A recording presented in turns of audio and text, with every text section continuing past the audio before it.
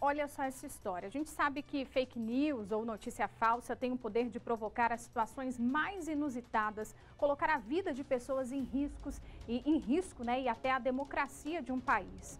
As manifestações terroristas que vimos no último domingo foram resultado também das influências negativas nas redes sociais. Em particular, a vida de um funcionário do Banco do Brasil foi envolvida nessa triste história. É que viralizou uma foto dele na internet junto com um vídeo do golpista que defecou em cima de uma mesa dentro do STF.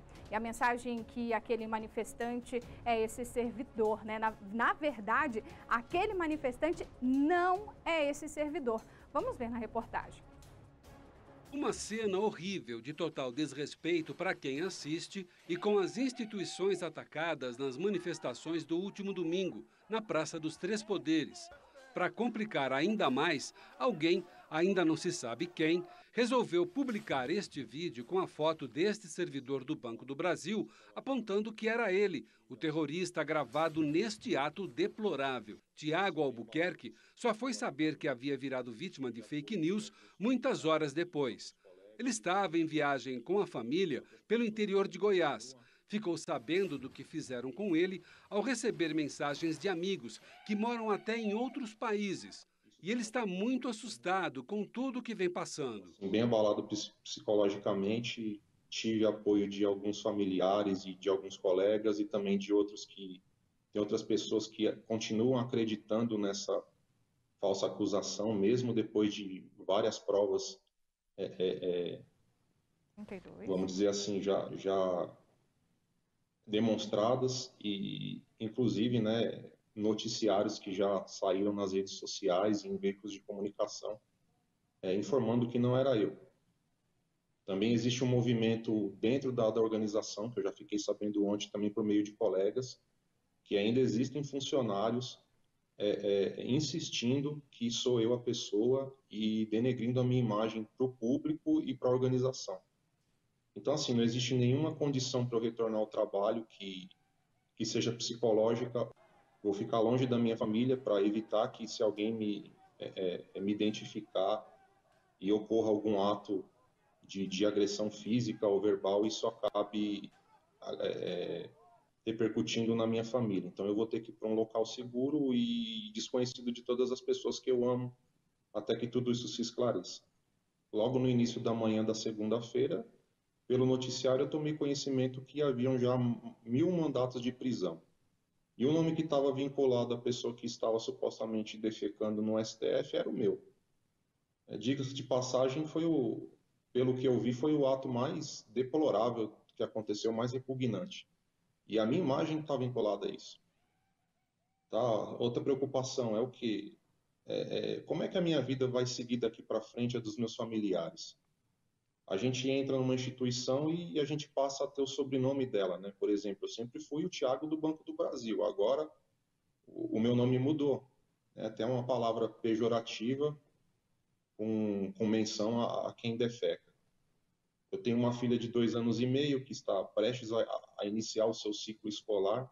Eu tenho muito medo dela sofrer bullying, de alguém me reconhecer, de apontar para ela, dos coleguinhas falar, ela é filha daquele cara lá que fez aquilo no STF. Entendeu? Isso tomou uma repercussão muito grande e isso ficou durante 48 horas sendo replicado ininterruptamente nas redes sociais. Isso tomou uma proporção global. Eu tenho acesso a algumas ferramentas de busca que demonstram que isso chegou na África, nos Estados Unidos, na Europa. Inclusive, ontem eu fui contatado pela BBC Londres para você ver a situação de onde isso já chegou. O Banco do Brasil divulgou uma nota na página oficial na internet, afirmando que apurou o caso e que desconhece a identidade da pessoa que aparece no vídeo, assim como não há indícios de que se trate de um funcionário do Banco do Brasil na cena lamentável. O banco disse ainda que vai auxiliar nas investigações das autoridades competentes no que for necessário para identificar qualquer funcionário que possa ter participado de atos de vandalismo em Brasília. Tiago afirma que tem como provar que o golpista do vídeo não é ele. Eu tenho provas documentais, eu tenho provas de vídeo da cidade onde eu estava, né? o dano à imagem ele é irreparável, você pode amenizar, mas nunca mais será 100%. Então, qual a tranquilidade eu vou ter de ir num local público, num restaurante, numa padaria, num posto de gasolina, levar minha filha num parque, que a gente sempre teve esse tipo de contato? Isso eu não consigo ver que vai ser do mesmo jeito daqui para frente. Eu não sei como é que eu vou poder retomar minhas atividades de trabalho, trabalhando com atendimento ao público, com pessoas que possam ter tido acesso a essas imagens falsas e fraudulentas, porque não era eu. Como é que vai ficar a minha integridade? Como é que vai ficar a minha honra, a minha dignidade? Isso aí tudo acabou. Tá? Tô passando um momento muito difícil. Desde segunda-feira que eu não consigo dormir, com medo de alguém invadir onde eu tô, de ter uma agressão, de acontecer qualquer coisa do tipo. Tá? Não consigo me alimentar. A vida da gente acaba, essa que é a verdade. Minha vida acabou. Que coisa, né? Ainda sobre esse assunto, nós vamos conversar agora com o Dr. Frank de Oliveira, advogado especialista em direito digital. Doutor, obrigada pela presença aqui no nosso jornal. É um caso delicado, mas todos nós podemos acabar sendo vítimas, infelizmente, né, de fake news. Então, explica pra gente o que pode ser feito judicialmente nesse tipo de situação. Boa tarde. Boa tarde, Vitória. Boa tarde a todos e todas que acompanham o SBT Brasília. De fato, Vitória, aí nós temos vários direitos sendo atacados. Não só a Constituição, como o Código Civil e também o Código Penal protege amplamente o direito da imagem. No caso desse senhor, a repercussão indevida dessa imagem afeta a honra dele, que tem uma relação com a dignidade humana, afeta a boa fama, que é o que diz respeito à sua reputação social, afeta também a respeitabilidade dele na sociedade. Então, essas consequências todas, se for interesse dele ou de qualquer pessoa que tenha uma situação semelhante, pode sim ingressar com uma ação em juízo, né, tanto por reparação, por dano moral, dano material, dano emocional ou também uma ação na ordem penal, porque os nossos códigos protegem a imagem amplamente. Até porque hoje em dia a velocidade que uma notícia se espalha é impressionante, né? Sim, nós estamos numa sociedade global de dados, né? Nós temos sistemas, redes altamente interconectadas. A velocidade de propagação desse conteúdo é o mais diverso e rápido possível. Muitas vezes, como o caso desse senhor, associando uma imagem não a um fato, ou seja, retirado de contexto, vinculando a imagem dele, o nome dele a um ato terrorista. E sim, depois fazer uma reparação no sentido de retirar esse conteúdo da rede não é algo simples, né? E isso acaba dialogando muito com o que nós chamamos de reputação digital. Esse conteúdo daqui 3, 4, 5, 10 anos ainda vai ser encontrado na rede. E daí vem essa preocupação legítima dele com a família, ou seja, não só a vítima, mas todos aqueles que estão próximos da vítima também podem ser alcançados pela construção criminosa de uma realidade de fake news. E ele teve a imagem compartilhada, não só a imagem, mas também dados pessoais. Teria como identificar quem começou a espalhar essa fake news? Olha, exatamente quem começou talvez possa ser tecnicamente um pouco difícil, mas o fato é que todo mundo que está propagando, que está impulsionando esse conteúdo falso, pode sim judicialmente responder por isso. Porque independentemente a pessoa fala, mas eu estou fazendo isso porque eu recebi. Isso não é justificativa para que você cometa um ato criminoso. Que você compartilhar uma imagem falsa de alguém associado a um ato terrorista, isso não só viola dimensões da esfera civil, mas também da esfera criminal. Então, todo aquele que compartilha, que replica esse conteúdo, pode ser responsabilizado pela prática. E como ele disse, nem aqui em Brasília ele estava viajando e foi surpreendido aí por colegas que passaram a informação. Você está sabendo? Era você? Enfim, então tudo isso interfere, né, na vida, na rotina dessa família. Absolutamente. Agora, talvez o que possa ser possível é identificar, a depender da natureza das informações pessoais, né, ou seja, o nome completo dele, aonde ele trabalha, se consegue se identificar da onde surgiu essa informação, da onde houve o vazamento, talvez a organização que tinha esses dados possa ser responsabilizada.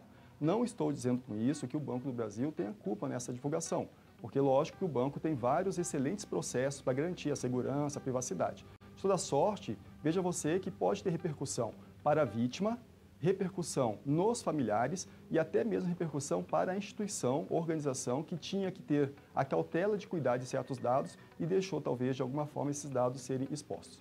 E com todos esses dados, doutor, até outros crimes podem ser cometidos, né? A pessoa, um criminoso que tem acesso aí a dado, RG, CPF, nome completo, pode até usar o nome desse servidor para outros crimes, né?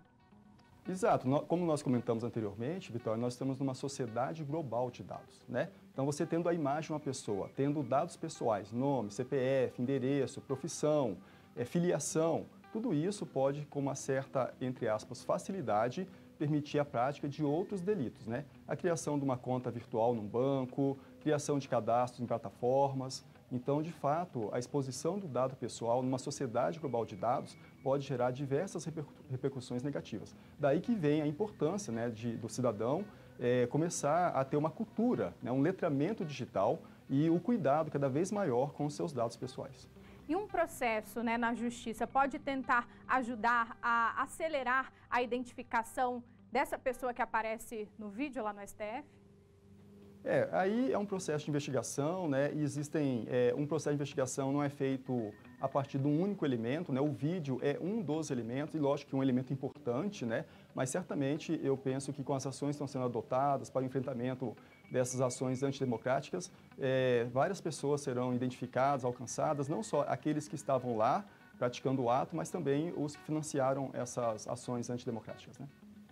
Ele entraria na justiça contra alguém especificamente? Como que seria esse processo se essa pessoa do vídeo, ninguém se sabe ao certo, né? Quem é?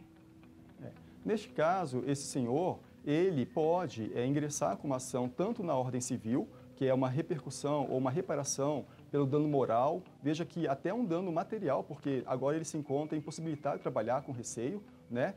E daí ele vai buscar aí uma indenização por esta prática e também com uma ação criminal, que aí é um crime contra a honra. Quais são as pessoas sobre as quais ele pode ingressar com essa ação? Essas pessoas que estão replicando, uma vez identificada, as pessoas estão replicando esse conteúdo falso nas diversas plataformas, uma vez identificando essas pessoas, todas essas pessoas, né, elas são passíveis de estarem dentro de uma ação, sendo, então, chamadas a responder pela sua prática. E uma coisa que chamou a atenção é porque esse servidor está recebendo ameaças, né, nas redes sociais, pessoas que, com a identificação dele, sendo o autor aí desse vídeo, não do vídeo, né, mas dessa cena lamentável, ele está recebendo ameaças. Então, é outro problema que ele está enfrentando, né, porque a rede social dele agora está cheia de gente xingando por uma coisa que ele não fez. Vitória, veja que nós estamos, novamente, numa sociedade global de dados e nós temos que aprender e ter moderação na avaliação de notícias que chegam até nós. Então, me parece que as pessoas precisam aprender qual é o veículo que divulga certa informação.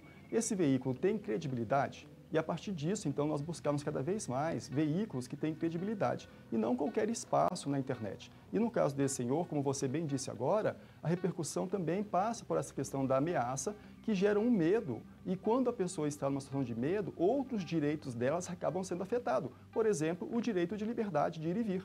Nesse momento, ele se encontra refém dessas notícias todas, talvez com receio dele e da família sair de casa, né? Porque ele mesmo comentou. Então veja que a repercussão ela é imensa, inclusive na liberdade de ir e vir. Ele se encontra agora com receio de ir ao parque, talvez com a filha passear. Então as pessoas, em termos gerais, nessa sociedade global de dados, precisam cada vez mais aprimorar o seu senso crítico. Qual é o veículo, qual é a fonte dessa informação? É um veículo confiável? E não sair a partir de qualquer coisa que encontra na internet, já fazendo um juízo de valor e atacando pessoas, né? Uma sociedade democrática, uma sociedade humana, não se resolve, não se constrói dessa forma. Se constrói com ponderação, com diálogo, com maturidade. Fica aí um alerta, né, doutor? Porque isso pode acabar com a vida de uma pessoa, pode trazer diversos reflexos aí, não só na vida dessa pessoa, mas em toda a família, né? Todo o ambiente em que ela vive. Obrigada, doutor Frank, pelas informações, por todos os esclarecimentos aqui no nosso jornal. Obrigado, uma boa tarde a todos.